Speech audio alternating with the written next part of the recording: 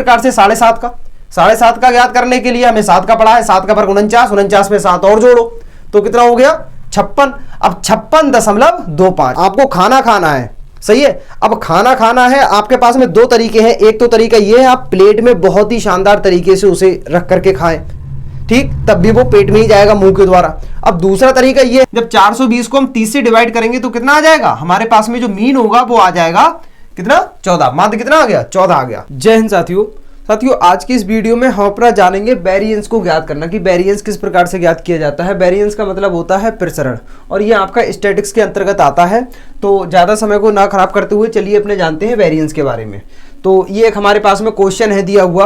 अच्छा, इससे पिछले की वीडियो में जैसे हमने आपको बताया था ना कि माध्यिका के सापेक्ष माध्य विचलन कैसे ज्ञात करते हैं या माध्य के सापेक्ष माध्य विचलन कैसे ज्ञात करते हैं, तो उसमें हमने आपको 3 प्रकार के प्रश्न करवाए थे, जिसमें डाटा कैसा था, रॉ डाटा था और कभी कभी कैसा था, सभी डाटा हमारा क्रम से लगा हुआ था, क्रमबद्ध था। ऐसा ही कुछ इसमें है। इसके भी हमें जो है प्रसरण ज्ञात करना होगा। हमारे लिए कुछ डाटा दिया गया होगा और उसे बोल देगा कि इसका वेरिएंस ज्ञात करो, ठीक है।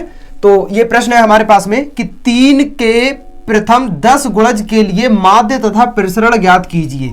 तो हमने समय बचाने के लिए क्या किया है, इस क्वेश्चन को पूरा हमने ऐसे लिख दिया है, नोट कर दिया है। अब इसे समझते हैं स्टेप बाय स्टेप। और आप इस वाले क्वेश्चन को बहुत अच्छे से समझ लीजिए, लगभग 80% आपके क्वेश्चन पूरे सभी सॉल्व हो जाएंगे। 11th के जो आपका एनसीईआरटी का मैथ है उसमें जो ये चैप्टर 15 है स्टैटिस्टिक्स उसका, तो 3 के प्रथम 10 गुणज। तो भैया हमने जो xi है एक अपना टेबल बनाएंगे, एक में लिखेंगे xi और दूसरे में क्या करेंगे xi माइनस x बार। अच्छा, इसे देख करके आपको कुछ याद आया होगा क्या कि भैया मीन डेविएशन जो हमने निकाला था, मीन डेविएशन अबाउट मीन मतलब माध्य के सापेक्ष माध्य विचलन जो हमने ज्ञात किया था, तो हमने अपना xi माइनस का x बार लिखा था, ठीक है। तो सब कुछ है तो वैसा ही, बस इसमें थोड़ी सी एक स्टेप बढ़ गई है। वो क्या बढ़ गई है उसे जानते हैं। देखो xi होगा, xi में क्या लिखा जाएगा, जो हमारे पास में डाटा होगा दिया हुआ। अब डाटा क्या है, 3 के प्रथम 10 गुणज हैं। अब भैया गुणज क्या चीज होती है, देखो जैसे 3 का पहाड़ा पढ़ो, 3 एकम 3, 3 दूनी 6, तो जो 6 है वो क्या है, वो 3 से पूर्णतः विभाजित है, पूरी तरह से कट जाएगा। जब 6 3 से पूरी तरह से कट जाएगा तो 6 होगा वो 3 का क्या हो गया, गुणज हो गया। इसी प्रकार से 9 भी कट जाएगा, 15 भी कट जाएगा, 12 भी कट जाएगा, 18 भी कट जाएगा। ये सभी क्या है, 3 के गुणज हैं।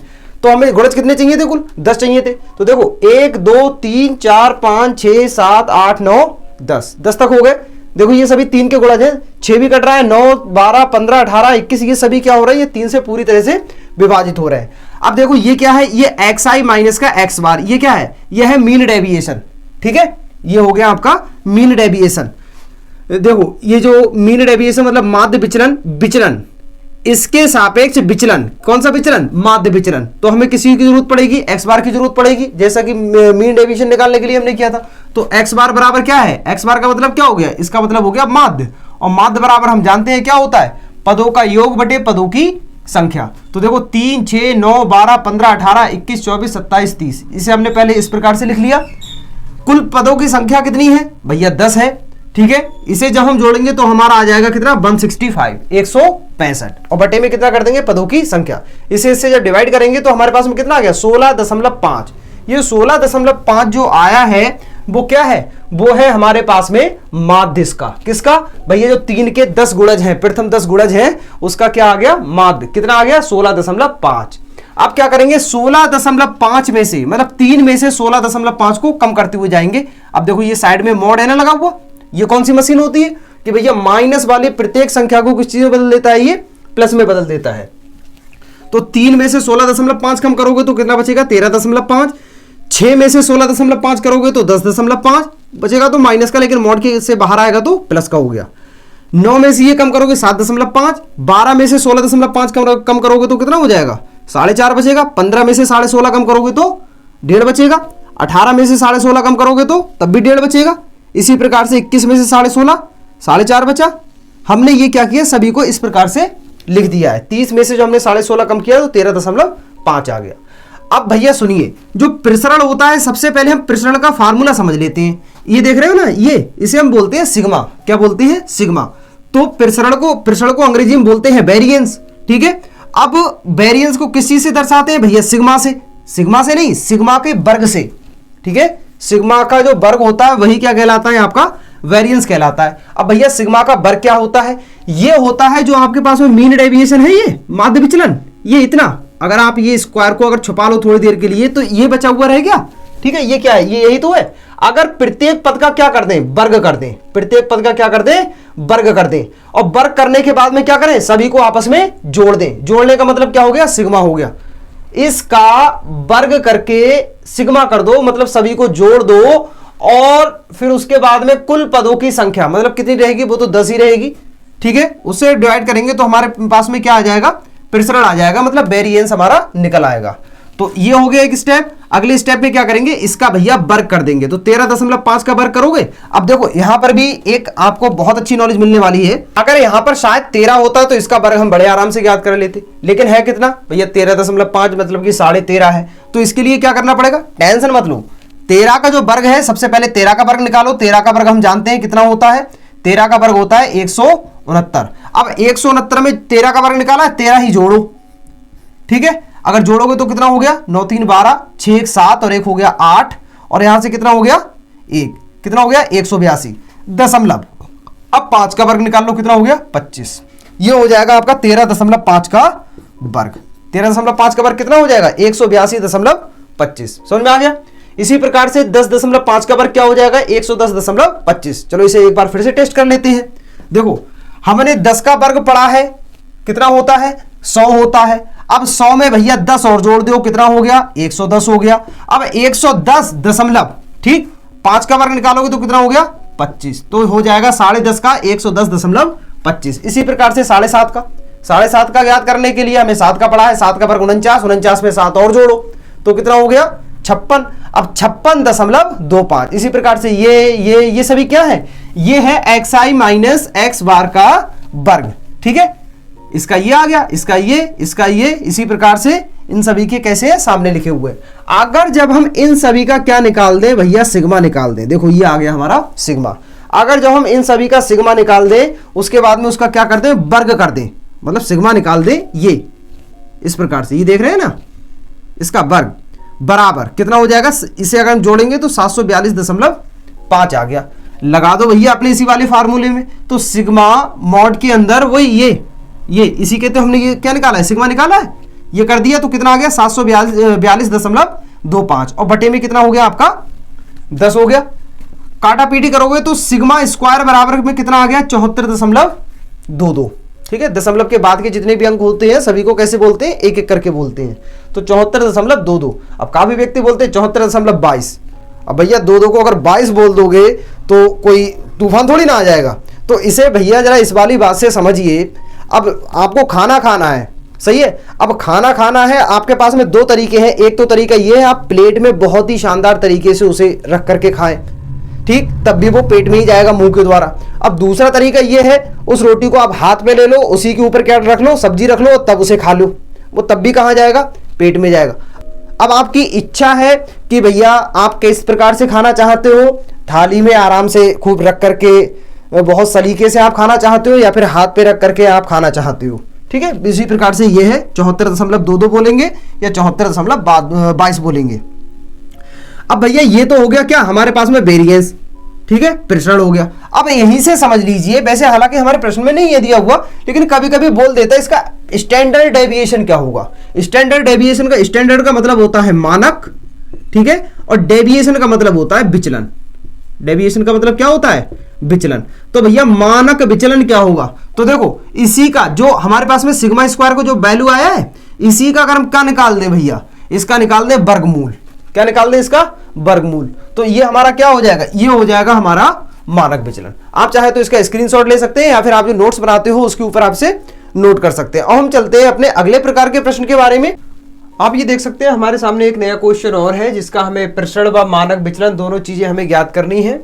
तो हमने क्या किया, समय बचाने के लिए इसे इस प्रकार से नोट कर लिया। अब एक एक चीज को समझते हैं बड़ी बारीकी से। तो देखिए ये है प्रश्न आपका दिया हुआ, जिसमें आपके साथ में क्या रहेगी, फ्रीक्वेंसी दी हुई रहेगी, मतलब बारंबारता दी गई रहेगी। बारंबारता क्या, 4 कितनी बार, 3 बार, 8 5 बार, 11 9 बार, इस प्रकार से सब कुछ दिया हुआ है। तो हम इसे किस प्रकार से हल करेंगे, तो देखो फार्मूला तो हमारा वही रहेगा, ठीक है। तो अब देखो हर एक चीज में आपको मीन डेविएशन जानना बड़ा जरूरी है। Mean deviation about mean, mean deviation about median. Median की तो इसमें कोई बात ही नहीं हो रही है, सिर्फ मीन के बारे में है, मीन डेविएशन अबाउट मीन, ठीक है, माध्य के सापेक्ष माध्य विचलन। तो हम जब ये टेबल बनाएंगे तो देखो इसमें क्या क्या चीज लिखी जाएगी।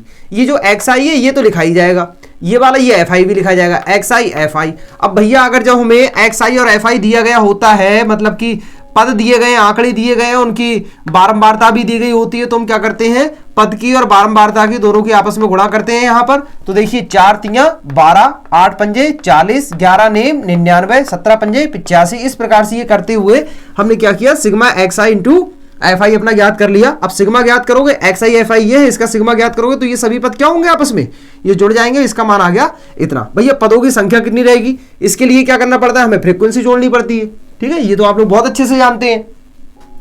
अब देखिए ये हमने क्यों किया, ये किया भैया हमने अपना ये मीडियन ज्ञात करने के लिए, सॉरी मीन ज्ञात करने के लिए, माध्य ज्ञात करने के लिए। तो क्या है, सिग्मा एफ, इसका जो माध्य होता है क्या होता है, सिग्मा fi इंटू xi बटे में सिग्मा fi। अब सिग्मा fi इंटू xi का वैल्यू कितना आया है, देखो देखो ये आया है हमारा कितना, 420। तो ये हो गया 420। अब सिग्मा fi का मान कितना है, तो सिग्मा fi का मान कितना है भैया, 30 है, ये देखिए ये 30। तो ये भी कितना कर दिया हमने, 30। जब 420 को हम 30 से डिवाइड करेंगे तो कितना आ जाएगा, हमारे पास में जो मीन होगा वो आ जाएगा कितना, 14। माध्य कितना आ गया, 14 आ गया। अब भैया हमें क्या चाहिए, हमें चाहिए होगा प्रसरण, और प्रसरण के लिए फार्मूला कौन सा लगेगा, xi माइनस का x बार का होल स्क्वायर। अब देखो इसमें फ्रीक्वेंसी दी हुई है, तो फ्रीक्वेंसी के साथ में क्या करनी पड़ रही है, गुणा करनी पड़ रही है, ठीक है। तो इसके लिए xi माइनस का x बार की हमें जरूरत पड़ेगी। x बार हमने पहले से निकाल लिया है, मतलब माध्य हमने अपना पहले से निकाल लिया है, कितना, 14 आ गया। अब इसमें से क्या कम करना पड़ेगा, हमें xi का मान कम करना पड़ेगा। 14 में से 4 गया, 14 में से 4 गया तो कितना बचेगा भैया, 10 बचेगा। इसी के नीचे लिख देंगे, मतलब ये 14 है, ये 4 है, माइनस, और ये कितना है, ये हमारे पास में ये है हमारे पास में 14। तो 4 में से 14 जाएगा, कितना बचेगा, माइनस का 10। अब मॉड के कारण किस चीज का हो गया, प्लस का हो गया। इसी प्रकार से 8 में से 10 जाएगा, 8 में से 14 जाएगा कितना, 6, 11 में से 14 जाएगा 3, 17 में से 14 जाएगा 3, और 20 में से 14 जाएगा आपका 6। इस प्रकार से हमने क्या किया, इन सभी को लिख लिया। अच्छा, इसके हमें जोड़ की आवश्यकता पड़ेगी नहीं, ठीक है, इसके योग की हमें कोई आवश्यकता नहीं है, उसे नहीं करेंगे। हमें जरूरत किसकी है भैया, हमें इसके वर्ग की जरूरत है। तो एक लाइन में, एक रो में हमने क्या, एक कॉलम में क्या किया, हमने सभी इसके मान लिख लिए। अब हम क्या करेंगे, इन्हीं का वर्ग ज्ञात करेंगे प्रत्येक पद का। 10 का वर्ग 100, 6 का वर्ग 36, 3 का वर्ग 9, 3 का वर्ग 9, 6 का 36, 10 का 100, 18 का 324, ठीक है।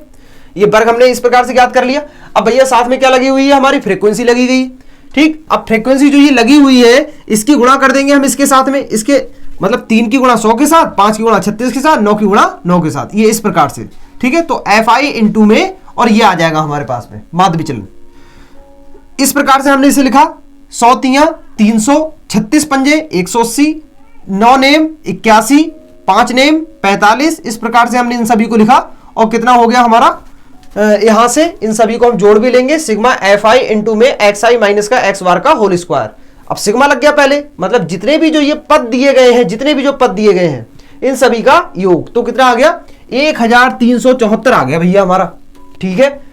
अब देखिए प्रसरण में, प्रसरण में हमारा फार्मूला कौन सा लगता है, वही सिग्मा fi इंटू में ये मीन डेविएशन का स्क्वायर बटे में कुल पदों की संख्या।